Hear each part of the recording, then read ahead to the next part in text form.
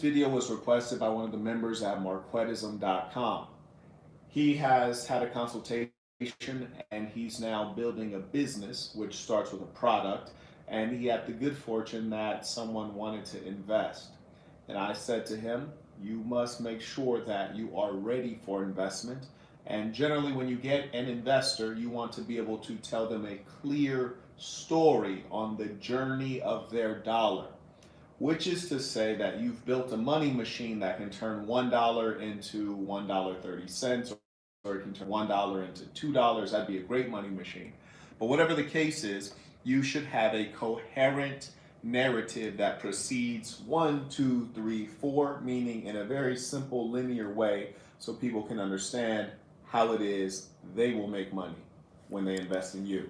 This is about getting ready for investors. And one side note I want to tell you is that if you don't have any money whatsoever, this probably is not going to be something that you're ready for. You want to take some prerequisite steps to get to that level, which is to say that ironically, people are willing to give you money when you already have money, or they're willing to give you money when it seems like you don't need money. You might say, Marquette, what do you mean? Well, consider this. You get the highest credit limit on a credit card or on a loan when you already have money. That's called credit worthiness.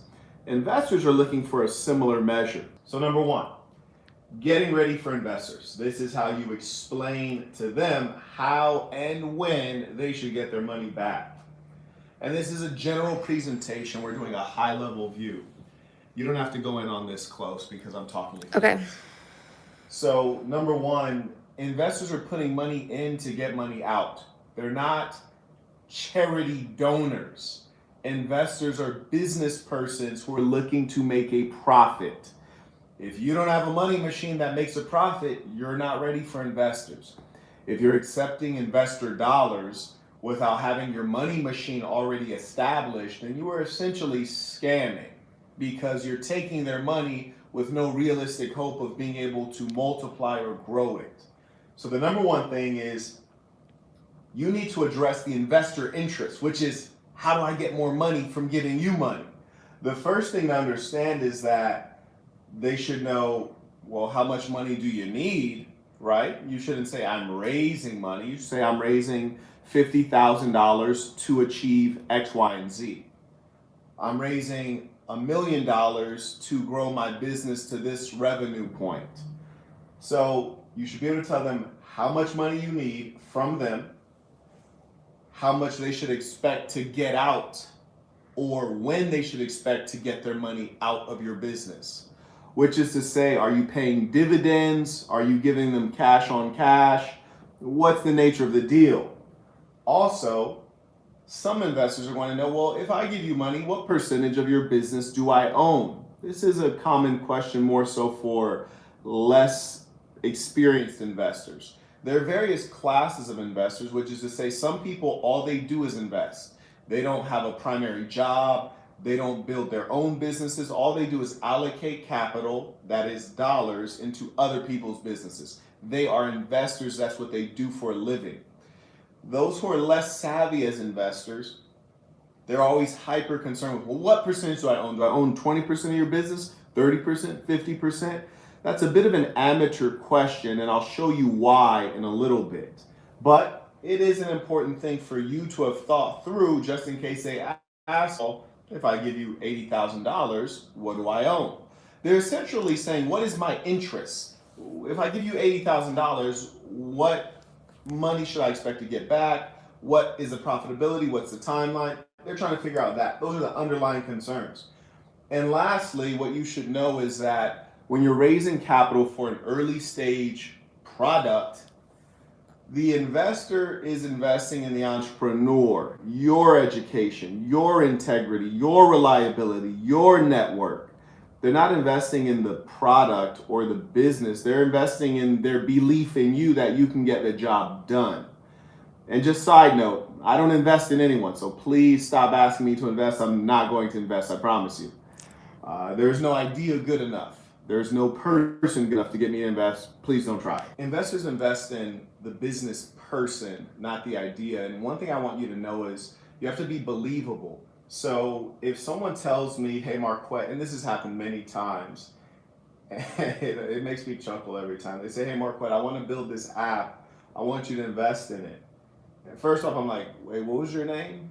You haven't even taken me out to lunch and you want me to hand you a six-figure check or fill in the blank? I don't even know you. You've not taken me out to lunch. We don't have any common ties. So you just expect me to hand over money to a stranger. I was like, I must look like an idiot. But moreover, you don't look believable. I'll say something like, oh, well, where'd you go to university? Nowhere. Nowhere. Either they didn't go or they didn't go anywhere reputable, which is fine. I'm like, okay, well, how many apps have you built? None. Okay, well, how many businesses have you started? None.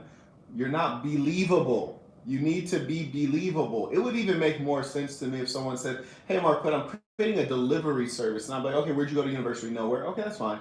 What other businesses have you built? None. I'm like, okay, well, what's your experience? If they say, I worked at UPS for 10 years, and I'm like, okay, this is interesting. Tell me more. You're an expert in delivery. So if you're building a delivery business and you've worked at UPS for 10 years, now you're believable. So that's what I want you guys to understand. When you're pitching an investor, you want to explain your background as it relates to the product you're trying to put on the market. You should also understand the different types of investors, for they fit into different categories. I'll go through the top 3 broad strokes. So number 1 is angel investors. Angel investors are those individuals who generally have a net worth of $1 million plus, and they're legally allowed to invest in companies. Then there's venture capital. This is called institutional funding. Institutional funding means that it's a venture capital firm, meaning a business whose only purpose is allocating capital to grow profits. And this usually results from individual angels pooling their money or someone raising a fund so that they can invest in businesses. Then there's the last category, which is crowdfunding. And to me, that's more so like a joke. It's like not serious. Crowdfunding should be used for things that are like nonprofit related or things that are not really business. Like it's like high-tech begging most of the time. So I really don't take that seriously, and I don't recommend anyone try to fund a business with crowdfunding. So that's just something you should remember. Ahmed writes, what work will MDB be doing at age 50? You know, that's a far ways out for me. I can't even imagine that age, but hopefully at that point, regulating global culture should be the work. So crowdfunding is a joke. And thank you for sending that in via PayPal. I appreciate that question, Saint. An angel investor, as I said, is a person who's legally qualified to make investments. It turns out you can't really just write checks, if you don't have a certain official status, because the government is trying to protect people from being scammed. The idea is that if you're a millionaire plus, if you are scammed, you should be able to take that hit and continue living a decent life. So angel investors net worth of $1 million plus, or assets in $1 million plus. There are different definitions sometimes, but essentially you're usually going to get a check from an angel investor that is up to $75,000. In my experience, I've not really heard or seen anyone getting a check from an individual that exceeds $75,000. That's pretty much the top of what an angel will invest individually to you. When the checks get bigger, they tend to come from a venture capital firm, or it'll come from an angel investor who put their money into a venture capital firm and they're using that institution to invest into you. So it's just like me going to JB Smooth, who I know to be a wealthy person, and saying, hey, this is my idea, this is my business plan, what do you think? And he says, well, Marquette, I'm going to invest in you. I like the idea, but more importantly, I love you. And that's the key. They got to like the idea, but love the entrepreneur. More business stuff. I'm going to have to make this a quickie because I got business to tend to. Secondly, there are called rounds of funding, which means that there are stages to building a business financially when you're raising money. The first one's called friends and family round. This is more informal, and the saint I was talking to is in this first round. It's usually when you're at the idea or prototype stage. Idea meaning it's yet to be created, or prototype / proof of concept meaning that you're currently building the first version, or you've created the first version, it's going through testing, and you're bringing strangers, consumers, potential buyers onto your platform, or you're having them use your new product to see if it's worthwhile. This is essentially pre-seed, meaning that you're getting small amounts of money informally from your friends and family, small checks. We're talking 10,000 and less. And this generally is not legally documented, and this is not generally going on your books. So this is why you don't have to necessarily use qualified angel investors. This money is not formally tracked. It's usually based on your own honor and integrity. That's called a friends and family round. That's essentially when you come to an angel investor like me, if I was one, and you say, hey, Marquett, I'm trying to build this first version. I would say, whoa, that's way too early. I don't know you like that. Show me something I can see. Show me the real product. That means you need to go back to your friends and family, get some money from people who really trust you, and they're going to let you build that first version even though you've yet to make a penny. Once you've built that first version and maybe you sold it a couple times and you have some sales, some traction, then you can come to me at a pre-seed round where you talk to angel investors, strangers who have at least $1 million of net worth or assets, and you can get them to write checks for $75K or lower, and this will add up to about $150,000 in your pre-seed round. Then there's a seed round, which is funding up to $2 million. It's called seed because it's the seed of your company, the seed of your product. This is still considered a relatively small amount of money for a business, up to $2 million. Then there's Series A, B, and C. This is where you have significant traction. You've made a lot of sales. You have a significant brand equity. People respect you at some level in your industry. This is when you're raising $2 million plus, and then the holy grail is going public, which means your business goes on the stock market, and then anyone can invest in it by buying stock. You're a publicly traded company.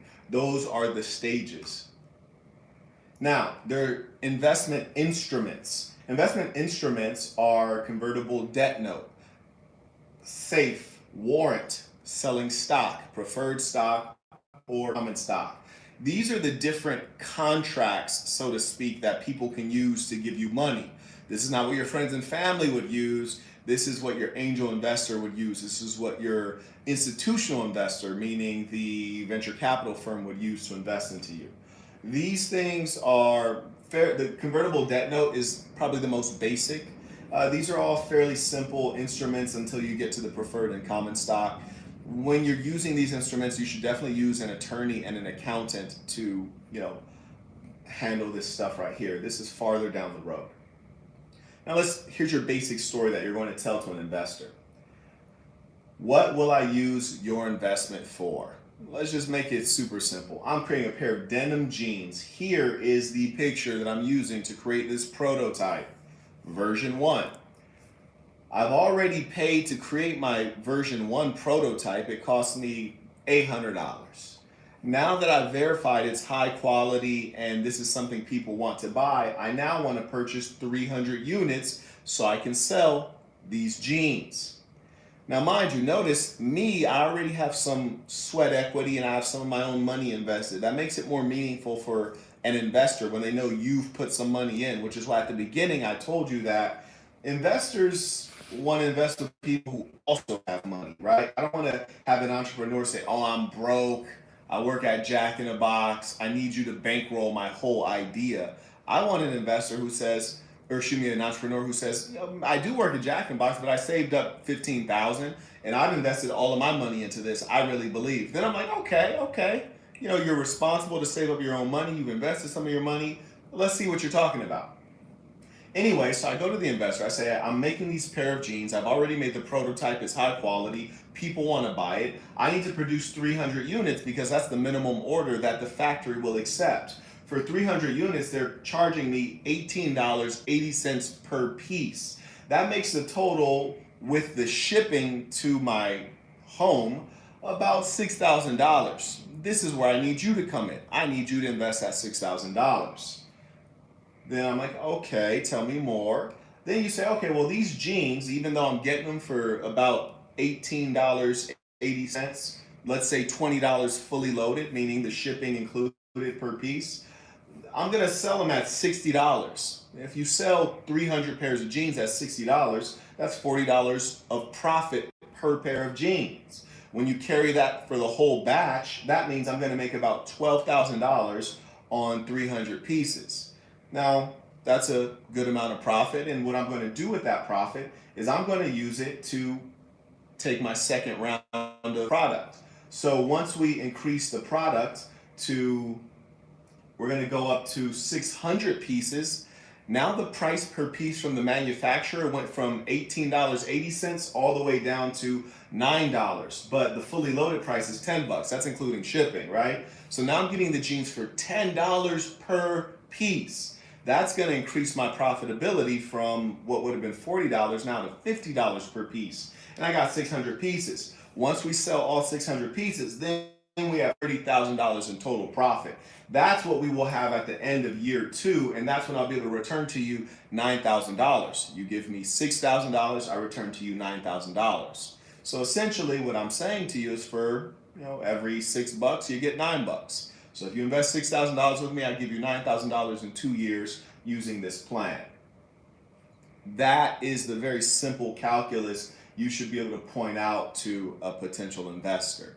It's basically let them know how they make money and how your business makes money in parallel. And the numbers should be very simple. You don't have to get into every minuscule cost. They might say, well, what's your marketing budget? Truth be told, you shouldn't spend a penny on marketing until you know exactly what it is your business does, which takes a significant amount of time to find out, which means that you should be doing things for free or no cost up until you understand your product, your business, your early adopter. Anyways, this is the kind of short, hyper simple presentation you should be able to give to a friend and family that you're trying to get in on this product, or to a potential angel investor. Should have a couple photos of product, hyper simple, not very many words. You do the talking, no more than 15 slides tops. It's been truly a pleasure to be here with you, and I really enjoy these kinds of sessions because I get to talk to the guys who want to earn well. And this was a video requested by a member who's had a consultation and is building a real product. And so it's great that he can actually apply this, and I'm sure many of you can as well. Peace to the saints.